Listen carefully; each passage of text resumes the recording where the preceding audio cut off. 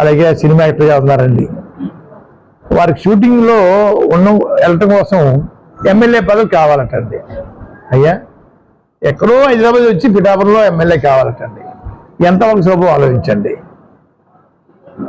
వారు సొంత పుట్టింది అక్కడ హైదరాబాద్లో, ఇక్కడ ఆ రాష్ట్రం వేరు మన రాష్ట్రం వేరండి. ఇక్కడ ఎమ్మెల్యే పదవి కావాలటండి. ఎంతవరకు శోభం ఆలోచించండి.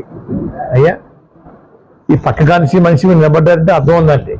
అయ్యా దారుణంగా అయ్యా ముఖ్యమంత్రి గారు కూడా ఈయన భాష ఇంకా దారుణం అండి. అయ్యా ఏదో పీక్ మీ కాలేజీ మట్టి దుక్కేస్తాడట. ఏంటి దుక్కేది? దారింటి పోయి మనిషిని ఆనందం చూద్దాం, ఇంకో పని మనిషిని ఆనందం చూద్దాం, కాలేజ్ చేసేస్తారు సార్.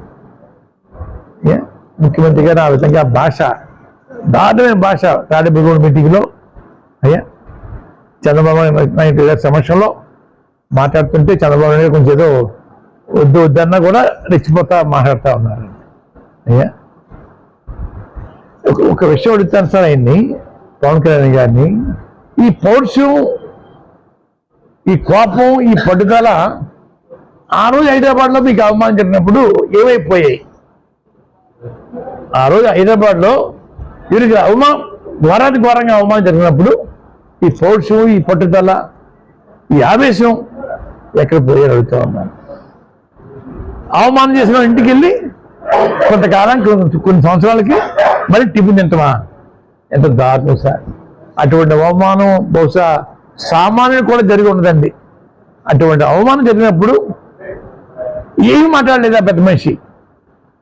ఈ రోజు వచ్చేసేసి హైదరాబాద్ కాకుండా మనూరు వచ్చేసేసి ఉన్నది ఒకటి లేదు 10 మాటలు చెప్పేసి ఆయాసపడిపోతూ మాట్లాడుతూ ఉన్నాను. నేను మాట్లాడుతుంటే సినిమాలో ఒక చిన్న క్యారెక్టర్ వేసే ఒక అజీన్ ఉన్నాడు, ఆయనతో తిట్టుతున్నాడు సార్ నన్ను. పందనో కుక్కనో ఏదో తిట్టుతున్నాడు సార్. అయ్యా నేను 2-3 సార్లు చెప్పాను, అయ్యా పవన్ కళ్యాణ్ గారు మీరు ఎక్కడెక్కడో తెర వెనకాలంటే మాట్లాడడం కాదు, ప్రెస్ మీట్ పెట్టి నన్ను తిట్టండి, నన్ను ప్రశ్నలు అడగండి, అన్నింటికి సమాధానం చెప్తాను. మరి నేను అడిగి ప్రశ్న మీరు సమాధానం చెప్పాలి.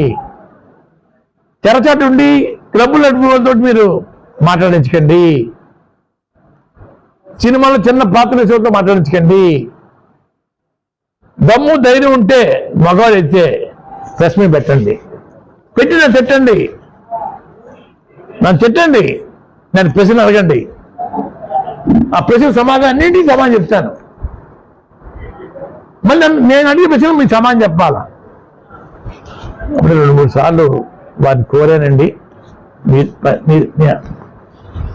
మీడియా ద్వారాని. స్పందన లేసారు కదా, బూతులు ఎక్కువ తిప్పుతుంటా ఉన్నారు. కాలవై చెప్పాలి తీర్పు. అయ్యా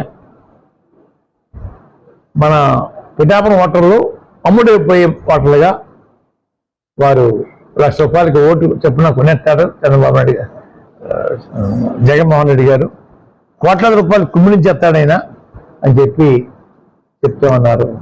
మనందరూ అమ్ముడైపోయే మనుషులాగా వారు మాట్లాడుతూ ఉన్నారండి. ఈరోజు అన్నానికి ఎవరికి లోటు లేదు, అంత అమ్ముడు బతుకు ఎవరికి లేదండి. అయ్యా ఎక్కడో ఇద్దరో ఉంటారు, ముసలుడు పేదవాళ్ళు ఉంటారు. అయ్యా రెండోదండి, అధికారం ఆ కూటమికి వచ్చేస్తే స్వచ్ఛమైన సారా అందిస్తారటండి. అయ్యా మంచి పథకాలు తీసుకొస్తాను, రోడ్డు వేయిస్తాను, ఇళ్ల స్థలాలు ఇప్పిస్తాను, ఇల్లు కట్టిస్తాను, ఇంద్రభవనాలు కట్టిస్తాను, స్వచ్ఛమైన వాటర్ సప్లై చేస్తా అని కాకుండా స్వచ్ఛమైన లిక్కర్ సప్లై చేస్తారటండి. అంటే మనందరం తాగుబోతులు, మనందరూ డబ్బులు కమ్ముడైపోయే మనుషులుగా మన పిఠాపురం నియోజకవర్గ ప్రజల్ని ఆ రకంగా అవమానిస్తూ ఉన్నారు. గమనించిన సోదరులారా, నేను చెప్పక్కర్లేదు, మీకు అన్ని టీవీల ద్వారా మేము ఏదో కొత్త చూస్తామండి.